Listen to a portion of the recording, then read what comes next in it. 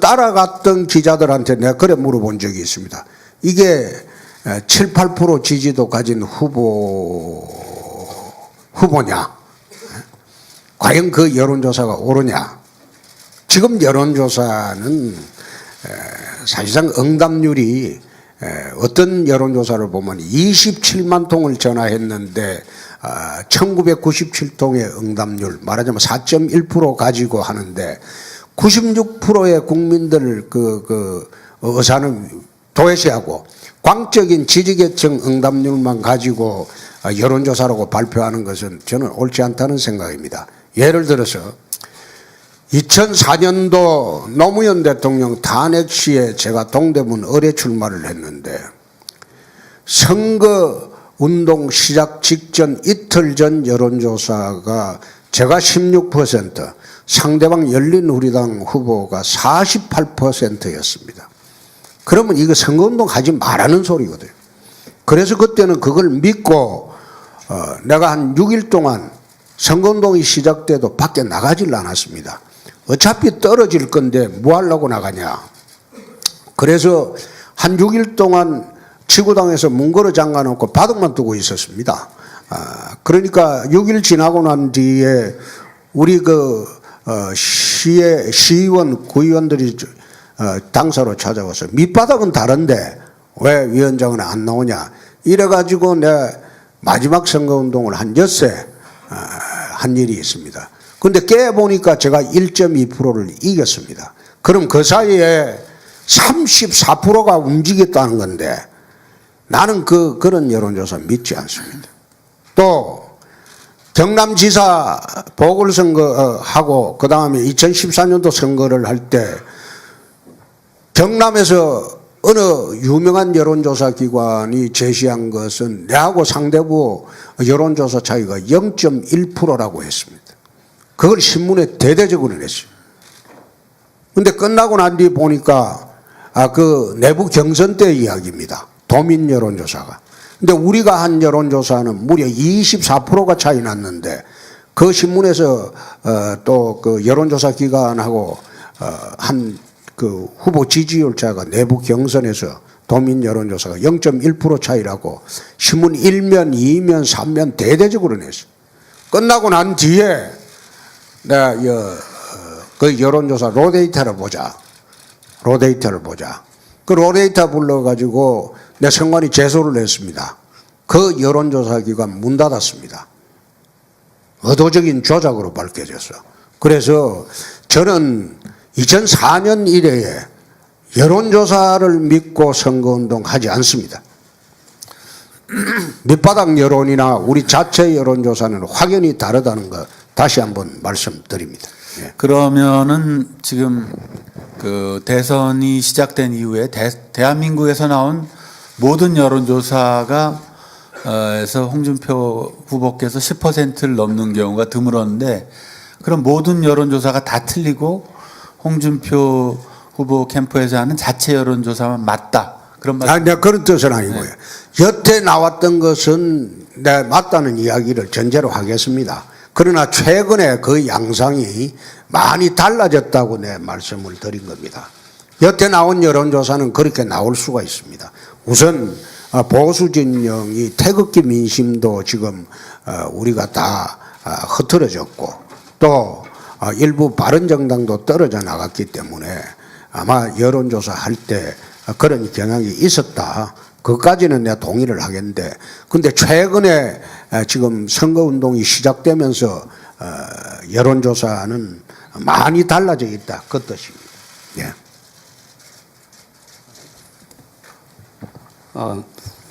그 앞에 질문이 나오긴 했습니다만 여론조사 관련해서 추가로 질문 드리겠습니다. 그 내부 여론조사, 자체 여론조사 결과를 말씀하시면서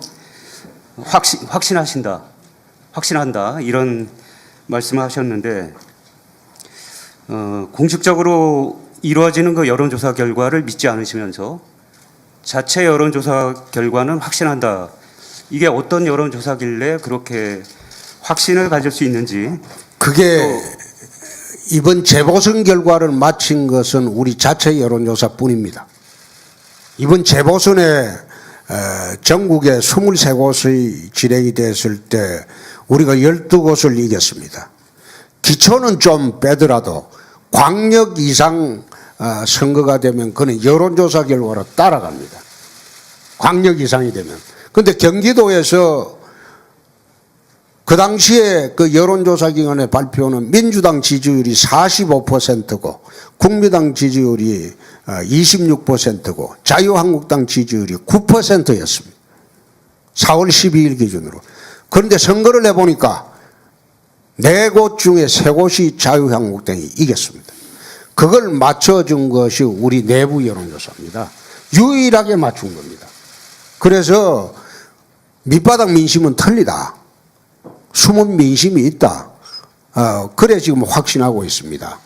그 우리 4월 12일 날 재보궐선거 여론조사를 유일하게 마친 것은 우리 내부 여론조사입니다. 그 자체 여론조사 결과가 밑바닥 민심을 훑었다고 말씀하시는 건데 외부에서 볼 때는 오히려 자의적일 수 있고 편향적인 여론조사일 수 있다. 이런 오해를 충분히 할 수 있습니다.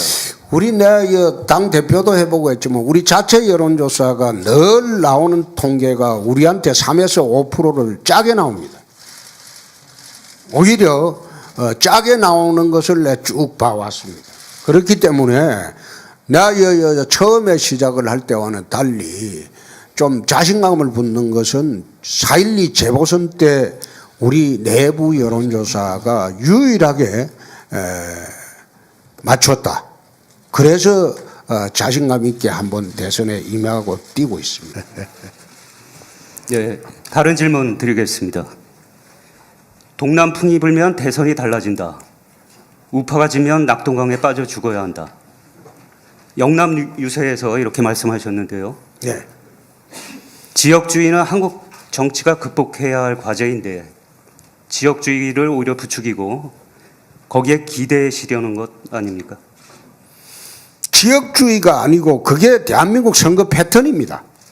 여태 있어 왔던 선거 패턴인데 왜 저만 지역주의로 몰아가고 있습니까? 그건 옳지 않죠. 지금 호남에서 지금 선거 패턴을 할 때마다 92%가 호남 지지를 했잖아요. 그건 지역주의 아닙니까? 그거는 극도의 지역주의죠. 그런데 유일하게 저만 앉아서 지역주의에 매몰되어 있다. 그래 이야기하면 안 되죠. 지금 호남의 선거 패턴이 오히려 지금 그 안철수 후보나 그 다음에 문재인 후보는 그 자세히 보시면 그 호남 1, 2중대입니다. 호남 1, 2중대고 안철수 후보 당의 국회의원이 지역구가 25명인가 됐는데 23명이 호남입니다. 2명만 수도권입니다.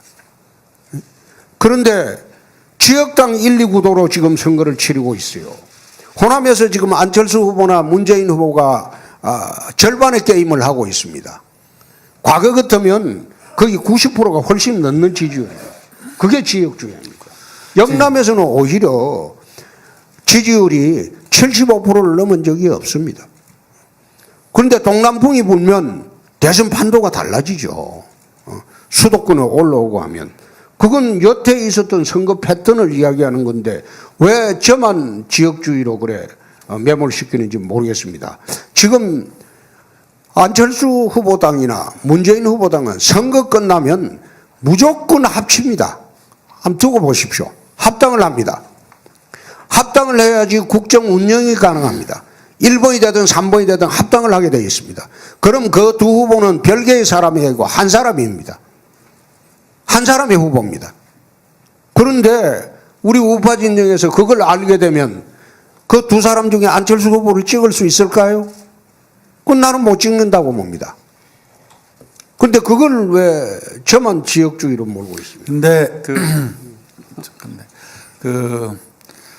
저 안철수 후보, 문재인 후보를 호남 1, 2중대라고 하셨는데 그 문제는 영남에서도 그분들이 1, 2위를 하고 있습니다. 근데 역대 대선에서 이렇게 지역주의가 사라진 적이 없습니다. 근데 홍 후보께서만 유독 그 지역주의를 지금 얘기하시는 거 아닌가요? 지금 영남에서 1, 2위 하고 있다. 다시 한번 조사해 보시죠. 그 판도 바뀌었습니다. 벌써 그거는 영남 가보면 그 판이 바뀌어져 있습니다. 바뀌어져 있고 영남에서 안철수 후보가 약진한 것은 원래 영남 지역에 가보면요.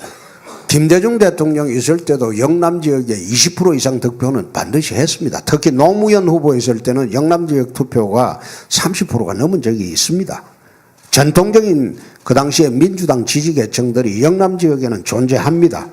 존재하는데 영남 지역의 분들이 문재인 후보를 지지하기가 어려우니까 안철수 후보한테 일시적으로 가 있다가 지금 급속히 돌아오고 있는 중입니다. 그걸 갖다가 지금 어제 보도된 여론조사도 그렇지 않던데요? 어제 보도된 여론조사 내 안 믿습니다. 우리 여론조사는 또 따로 있으니까요.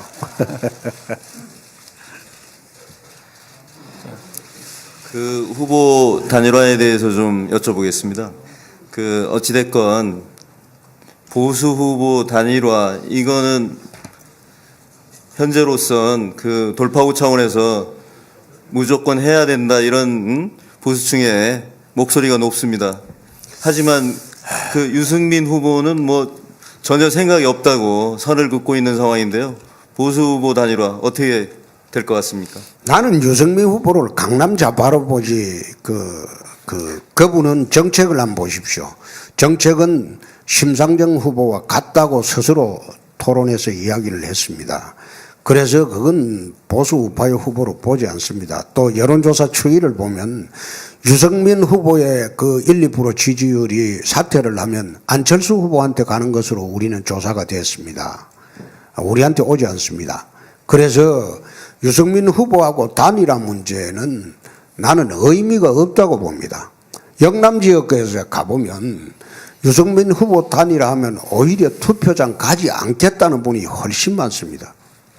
훨씬 많습니다.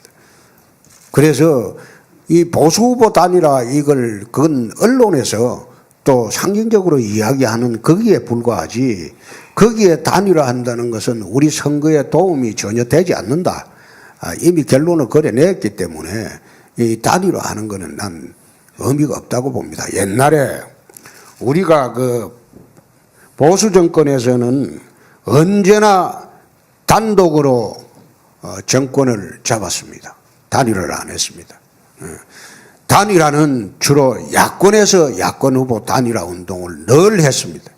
늘 했는데 이명박 정부 때도 탄생할 때도 우리는 유일하게 한나라당의 힘으로 집권을 했고 또 박근혜 후보 할 때도 새누리당 이름으로 집권을 했고 단일화 문제는 전부 야권 연대의 단일화 문제만 제기가 됐는데 이번에 탄핵으로 인해서 좌파 강풍 시대가 지속이 되니까 거꾸로 이제 약자가 보수 진영에 대해서 보수 후보 단일화 문제를 제기를 하고 있습니다.